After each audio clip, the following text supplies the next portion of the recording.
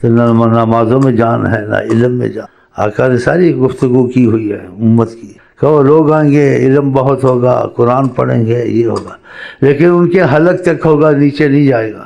باتوں میں میرا بھی حلق تیز، زبان تمہاری بھی تیز، لیکن اندر کتنے باعمل ہیں یا خدا سے محبت والے ہیں وہ دیکھ لو۔ بوڑھوں کا جو حال ہے ان کا نہ پوچھو، جوانوں کا کیا حال ہوگا، وہ بھی ایسے ہی ہیں۔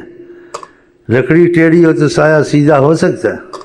اسی آقا جی نے کہا تھا صالحین بھی ہو تب بھی تم ہلا اذا کثر الخبث، اگر اکثریت ہو اللہ تعالیٰ کے نافرمانوں کی اور خباثت زیادہ ہو۔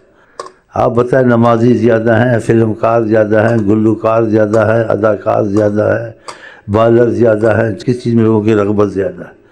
زیادہ نمازی بننے کا شوق سب کو ہے، تہجد پڑھنے کا شوق سب کو ہے، خدا کی محبت اور خدا کا قرب کہاں ہے؟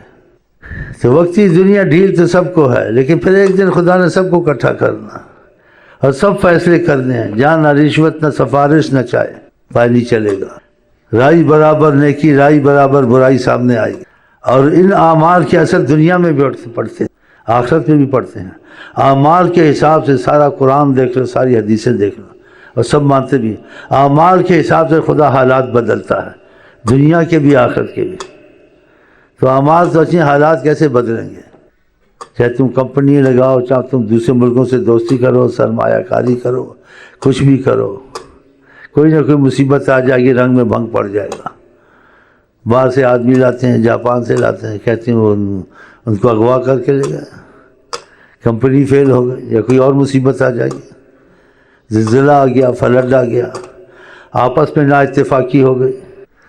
اللہ رحمت کرے، کوئی رحمت کو روک نہیں سکتا، سارے اسباب ٹھیک ہو جائیں گے۔ اللہ سے بن جائے نا، اللہ سے بگڑ جائے، سارے اسباب بناؤ، وہ اسباب نہیں بن سکتے۔ ما یفتح اللہ للناس من رحمت فما ممسک لہا، خدا اگر رحمت کرم کے دروازے کھول دے، کوئی بند نہیں کرے گا، تو پھر اس کی کرم کی طرف جائیں گے، اس کی خوشی اور راضی کریں گے تو ہوں گے، کھلیں گے نا۔ وما یمسک فلا مرسل لہ من بعدہ، اور جس رحمت کو روک دے کوئی اس کو لا نہیں سکتا۔